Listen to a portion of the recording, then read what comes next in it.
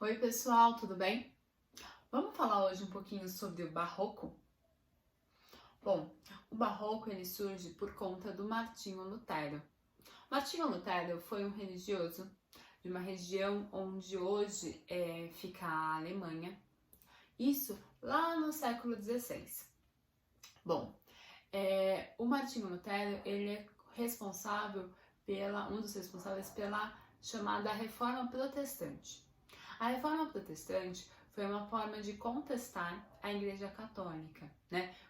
Porque eles começam a se questionar em relação à venda de indulgências, principalmente pela Igreja Católica. Indulgências seriam objetos sacros que têm a promessa de fazer com que os seus pecados sejam redimidos e que você acabe alcançando a vida lá no reino de Deus, né? Lá no reino dos céus. Então, isso era vendido. Né? Essa questão monetária começa a ser questionada pelo Martinho Lutero. Além de questionar também o poder excessivo que o Papa tinha em relação às questões políticas e sociais. Né? Então, essa reforma protestante, ela começa a questionar o poder da igreja. Então, é uma reforma que tem cunho religioso, mas que acaba afetando todas as outras questões sociais daquele momento, porque acaba fazendo com que haja a formação de estados nacionais, né? Os países vão se formando, né? Os estados nacionais vão se formando e vão começar a, de certa forma, não seguir as recomendações da Igreja Católica. Isso vai causar um rebuliço tremendo lá na Europa. E o Papa, né, o Papa Gregório XV, ele não vai gostar nada disso, né? Gregório XV, ele vai acabar ficando muito incomodado, porque há uma perda de fiéis muito significativa. E perder fiéis para a igreja naquele momento não era só perder a pessoa que acredita em Deus da forma que você acredita, mas também tem uma questão monetária envolvida, né? A igreja começa a perder poder financeiro, poder político, né? Então acaba poder social, então acaba sendo um grande incômodo. E o Gregório, ele então vai começar a instituir a congregação para a propagação da fé, né? Que tinha como intenção difundir a fé nos países não católicos, né? E para as pessoas que acabam não sendo católicas, né? E vai organizar dessa forma um movimento de contra-reforma. Então, vamos lá, a gente tem... Vamos voltar um pouquinho nessa história. Durante a Idade Média, a gente tem a Igreja Católica manda-chuva, né? Mandando em tudo. Aí a gente tem, lá no Renascimento, as pessoas começando a pensar mais nas próprias pessoas, deixando Deus de lado, deixando a igreja um pouquinho de lado. E aí a gente tem a Reforma Protestante do Martinho Lutero, que vai fazer com que as pessoas acabem deixando de vez a Igreja Católica, né? Deixando ou tentando deixar, né? Questionando o poder da Igreja Católica. Aí, a Igreja Católica, que tá perdendo seu poder, vai e faz a contra-reforma, né? Porque ela quer se manter soberana, certo? Isso vai fazer com que a Igreja, obviamente, perceba que a arte pode ser um instrumento nessa batalha de recuperação dos seus fiéis. Só que essa arte, ela é diferente da arte na Idade Média, porque a arte na Idade Média tinha aquele poder de amedrontar as pessoas, né? De falar que Deus era soberano e que se você não obedecesse Deus, você ia para o inferno e tudo mais. A Igreja Católica, nesse momento, ela não quer amedrontar as pessoas, mas ela quer seduzir as pessoas, né? Para demonstrar esse seu poder. Então, a gente tem uma obra de arte que não quer mais só catequizar aquelas pessoas que não sabem ler. Ela quer seduzir, converter as pessoas ao catolicismo. Então, ela vai fazer a utilização da arte como uma forma de chamar a atenção.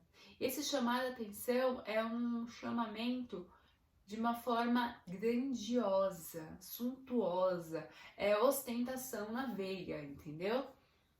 A palavra barroco, né, vem significa pérola irregular, então é uma coisa bonita e cheia de detalhes, né, toda disforme, mas que ao mesmo tempo te chama a atenção. Esse movimento, chamado Barroco, ele começa lá na Itália, entre os séculos 16 e 17, mas logo ele vai se espalhar por toda a Europa e inclusive vem para as Américas, né, a fim de colonizar e de seduzir as colônias europeias. Então a gente tem o barroco tanto europeu quanto o barroco nas colônias, inclusive o barroco aqui no Brasil, tá bom? Bom, na pintura, esse barroco, ele tem os temas religiosos presentes, né? Sempre com muito esplendor. Existe já a manipulação da tinta a óleo, o que vai facilitar as técnicas serem desenvolvidas, né? E uma técnica muito desenvolvida naquele momento é o chiaroscuro, né? Essa técnica, chiaroscuro, ele vai deixar algumas partes mais claras e outras mais escuras, né, como o próprio nome diz, né? Ela é um pouco diferente do esfumato do Renascimento, porque o esfumato é uma transição de um degradê da forma mais clara para o mais escuro para dar volume, certo? Esse é o esfumato. O chiaroscuro, ele vai dar ênfase a uma parte da cena. Então ele vai fazer com que o espectador, ao olhar aquela imagem, né, no quadro todo, ele vai primeiro ver um pedacinho, ele vai primeiro se atentar a uma parte da composição e depois ele vai ver o todo, né? Então isso é para chamar a atenção e dar mais dramaticidade. Acho que a melhor palavra para definir barroco é dramático. O que é uma coisa dramática? É uma coisa que faz, que te arremata, né? Que te pega, que você vê um pedaço, depois você vê o todo. É uma coisa que te tira do lugar. E isso é o que o barroco quer fazer, tirar você do lugar comum. Então é tudo muito, muito, muito, não tem nada pouco. Barroco é ostentação, e ainda mais que a gente tem a exploração das colônias, né? Então a gente tem dinheiro, né? A riqueza das colônias vai para a Europa e isso faz com que haja possibilidade financeira de investir em coisas com ouro, né? Em coisas que chamem bastante atenção. Bom, a gente tem muitos artistas nesse momento, né? Um deles é o Tintoretto, que é um artista que vai utilizar muito essa técnica do claro e do escuro, né? Para chamar a atenção nas suas obras, né? Para os seus temas. O Caravaggio, né? Que ele buscava colocar uma teatralidade, né, transformando as passagens bíblicas em dramas de grande tensão. E outro artista também muito famoso na parte das artes visuais, né, da pintura, é o Diego Velázquez, que é um representante do barroco espanhol. Gente, vamos lembrar uma coisa muito importante. O Renascimento fez com que as artes elas atingissem a população de uma forma geral, né? Então a gente não tem só as obras de arte na igreja, a gente tem as artes para o povo. No barroco, por mais que tenha uma temática religiosa, né, a grande característica do barroco essa temática religiosa, mas a gente também tem isso dentro das casas das pessoas, né? Como uma forma de afirmação de poder. Então, muitas vezes, as pessoas financeiramente mais favorecidas, claro, elas mesmas sendo retratadas de uma forma muito luxuosa, né? Então, é como se fosse, lembrando um pouquinho até as cenas mitológicas que a gente tem lá na época dos gregos, né? Então, a gente tem um excesso de utilização de tudo. É tudo muito dramático, muito teatral e sempre excesso. Principalmente nas obras religiosas, mas também no dia a dia, né? Então, esses artistas, né? O Velázquez é um exemplo disso. A gente tem esse excesso, né? De adornos ao fazer as representações. Então, é uma forma da Igreja Católica tá com o seu poder dentro da igreja, mas também tá com ele dentro da casa das pessoas, tá bom? Bom, e a gente tem na música também o despertar de emoções, né? Essas músicas, ela tem como intenção criar uma tensão usando os acordes, né? Os acordes distoantes e as melodias repletas de adorno e acrobacias vocais. Nessa época, a gente tem muita utilização dos castrates, né, para fazer os cantos. Bom, gente, as mulheres não podiam cantar naquela época, então o que eles faziam? Eles castravam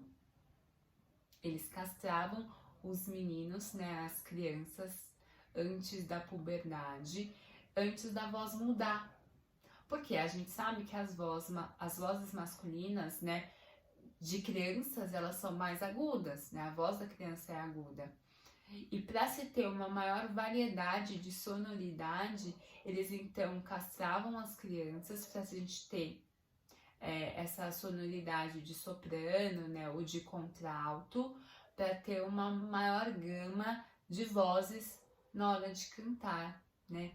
Então, como se tinha essa grande variedade de sonoridade a ser explorada, né, pelos instrumentos diversos, né, a criação e o uso, né, e o aperfeiçoamento de vários instrumentos musicais como o violino, por que não aperfeiçoar e ter essa gama grande de sonoridades com a voz humana, né? Então a gente tinha os castrates, que era uma forma de preservação da voz, e assim a gente ter as vozes mais agudas, né? Na hora das cantorias. Olha só que coisa.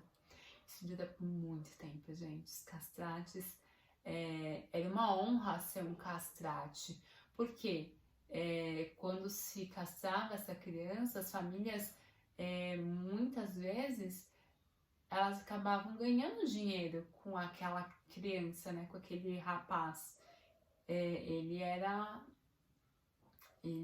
um cantor profissional que acabava tendo uma profissão. E quando a gente tem um momento histórico onde se ganhar dinheiro para sobreviver é fundamental, né? Como hoje também ainda é. Então, toda forma de dinheirinho acontecia. Então, as famílias mais pobres, principalmente, que faziam muito isso. E essas castrações, elas aconteciam, não era no hospital, nada disso, não. Era em barbearia mesmo. Tinha-se nas portas das barbearias, tinha lá uma plaquinha dizendo que castrava-se pessoas, né? Fazemos castrações. E aí o menino ia ser levado até a barbearia e ia ser castrado, né? Ia se cortar suas bolinhas para preservação da sua voz. Então era uma prática comum para se ter vozes diferentes nos coros. Tudo isso para não deixar as meninas cantar, né? É a coisa. Bom, mas enfim, a gente tem vários artistas, vários compositores muito famosos nessa época, tá? Com dois compositores muito importantes nesse momento são Antonio Vivaldi. O Vivaldi, ele era de Veneza, e ele tem como uma das suas obras As Quatro Estações. É uma obra muito famosa que vai contando, né, através da música, a passar do tempo, né, as 4 estações do ano. E ele era um compositor que utilizava muito violino, que até então não era um instrumento muito utilizado, né? Então ele inovou com isso. Outro compositor muito famoso dessa época foi o Johann Sebastian Bach, né? O Bach era um alemão considerado um gênio, né? Foi considerado um gênio como compositor, como músico, e é um dos maiores representantes da cultura musical barroca, né? Então, músicas muito rebuscadas, bem difíceis na sua composição, com instrumentos diversos, enfim, muita ostentação, tanto na música, quanto na pintura, quanto na escultura, é tudo muito, tá? Pensa só, quando você escutar a palavra barroco, pensa, igreja querendo voltar a ser top das galáxias, né? Eles querem voltar a ter o seu poder, e para isso eles vão utilizar muita ostentação, tudo bem? Bom, gente, eu espero que vocês tenham gostado e até a próxima. Tchau!